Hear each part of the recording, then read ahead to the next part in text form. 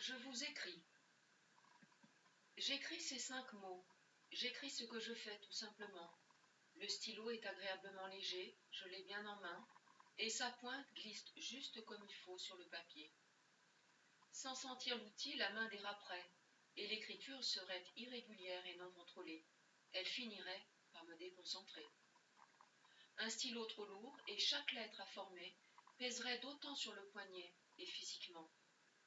Écrire mécaniquement, sans aucun dessin, écrire beaucoup en s'appliquant, pour ne plus voir que la forme des lettres, se plonger dans ces formes, écrire des mots incohérents, des bribes de phrases, disloquées et chaotiques, et l'esprit vide et court-circuité se purge, libre de création. Écrire à l'extérieur, en plein soleil, au grand air, appel au dégagement physique, c'est tout autre chose, ce n'est plus écrire, c'est déclamer.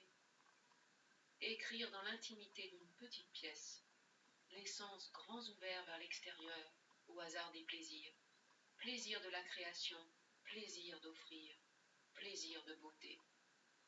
Écrire d'abord et lire ces pensées magmatiques qui prennent sens avec leur leitmotiv.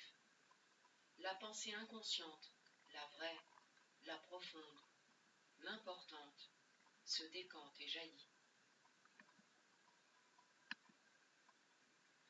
L'écriture est désormais régulière et calée pour un long voyage. Où me mènera-t-elle? Je ne sais pas encore. Mais je ne suis pas sans but, mue par des forces étranges, avec le même tropisme me poussant à écrire.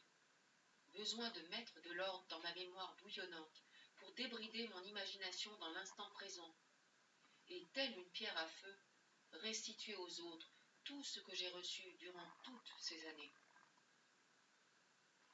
Monsieur, je vous prie de pardonner ma hardiesse, mais depuis longtemps, bien que la raison me rappelle sans cesse que vous soyez à ce stade de notre relation un total inconnu, je ne sais comment je pourrais oser vous aborder.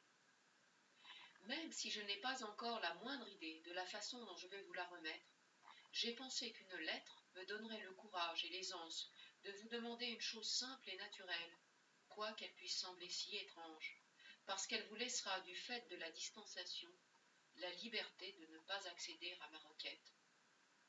Je suis plus à l'aise pour vous écrire avec justesse et spontanéité dans ma propre langue, et comme je crois que la conscience d'une totale incompréhension est moins dangereuse que l'illusion de la compréhension, je ne vous livrerai pas une traduction dont je serais bien incapable de garantir qu'elle eût la bonne résonance de votre côté.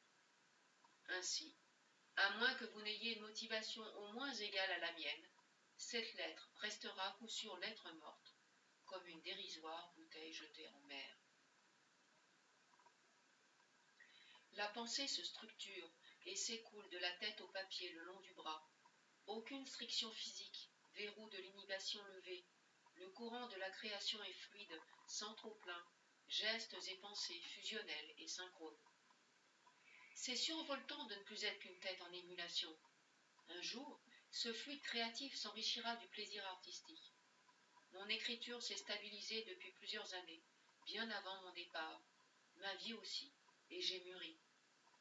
Une écriture n'est pas anonyme, elle fait corps avec une existence, son distinctif de ces périodes.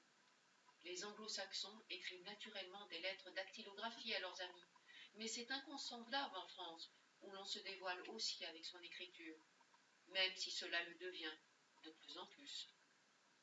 En ce sens, écrire est un don de soi. Une écriture en rappelle une autre qui renvoie une personne connue, et c'est déjà le premier maillon du contact, du fantasme. Aujourd'hui, on a le choix de la police comme de la sonnerie de son téléphone. Pour vous, monsieur, sans référence, sans sensibilité, qui sait, cela n'aura pas de sens. Peut-être le graphisme et une perception du joli, mais j'en doute. Je suis de passage dans mon pays, mais déjà, c'était comme si j'étais de retour après 6 années d'absence, et 2 autres encore avant. L'échéance tant désirée du départ, au tout premier temps, approche. Dans quelques mois, tout sera fini.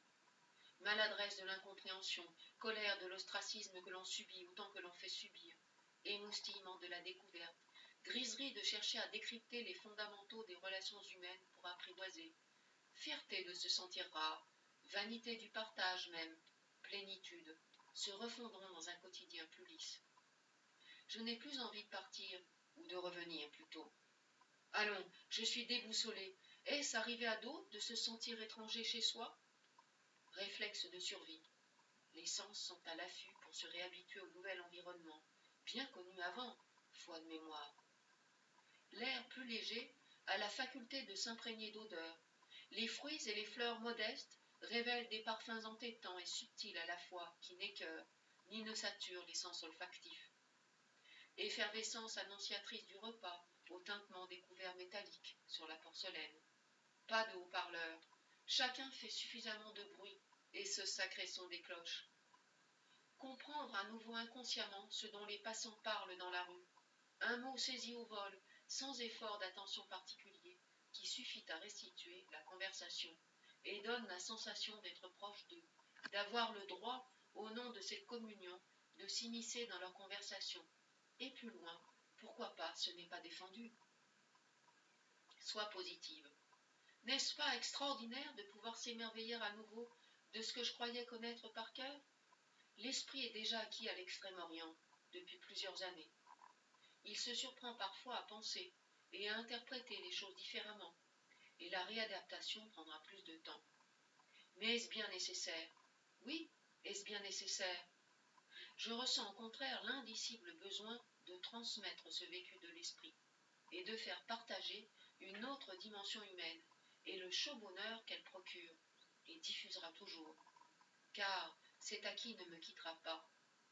Vain est ce projet de partage, je le sais, car l'expérience ne se transmet pas, comme vaine sera peut-être celle l'aide, monsieur, à ouvrir une relation qui, si elle voit jamais le jour, me laissera sans doute l'amère désillusion d'un partage, aussi impossible qu'inutile, par l'absence de dessein.